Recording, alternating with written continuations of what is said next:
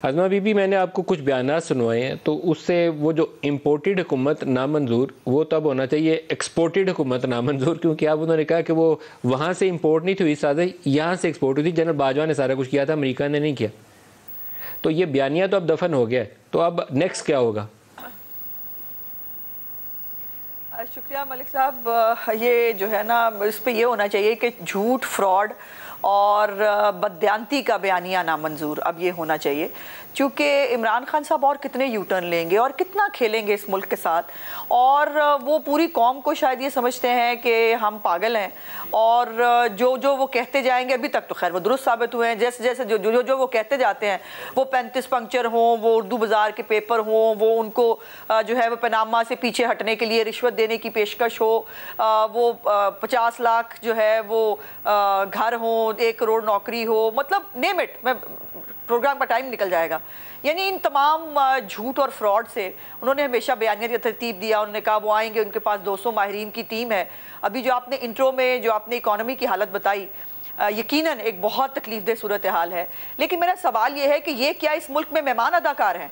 ये सिर्फ इस मुल्क के अंदर फसाद क्रिएट करेंगे, ये सिर्फ इस मुल्क के अंदर डिस्टेबिलिटी क्रिएट करेंगे ताकि पाकिस्तान का भला ना हो सके। जब ये खुद हुकूमत में थे, उस दौर में ही इनके जो है वो पाकिस्तान के डिफॉल्ट होने की खबरें आनी शुरू हो गई थी। और फिर IMF जो आज हमें नाक की लकीरें निकलवा रहा है, वो इमरान खान के उस साइन किए हुए मुआहदे की वजह से है। लेकिन अब वो सख्ती ज़्यादा इसलिए है बिकॉज इमरान खान ने रियासत पाकिस्तान के साथ खेला, और खेलने के बाद जो उसने डिफाई किया IMF को, IMF का कुछ नहीं बिगड़ा, हमारे पल्ले कख नहीं रहा, ना पाकिस्तान के पल्ले कुछ रहा, ना पाकिस्तानियों के पल्ले कुछ रहा। और आज जो है वो हमें उनसे प्रोग्राम बहाल कराने के लिए आज उस स्टेज पे जाना पड़ा है जो बहुत तकलीफदेह है। अब ये देखिए ना, सदर अलवी साहब वो बेचारे कोशिश करते हैं थोड़ी बहुत रेजिस्ट करने की।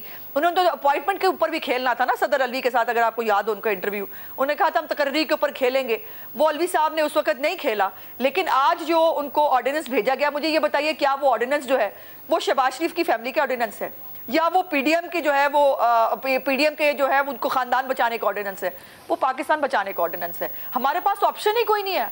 हम ये मतलब हमारी चॉइस है? बिल्कुल नहीं, हमारी कोई चॉइस नहीं है। शौकत तरीन साहब के इंटरव्यूज़ निकालिए, जो इंटरव्यूज़ जो है वो IMF के प्रोग्राम के साथ जब वापस आए थे, क्या उन्होंने आके नहीं बताया था कि पेट्रोलियम लेवी को 50 रुपये पर लेके जाएंगे?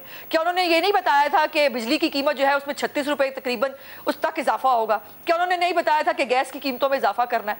और आज उनके किए हुए साइन को हमें जो है वो करना पड़ा, और अलवी साहब जो है वो कराची चले गए।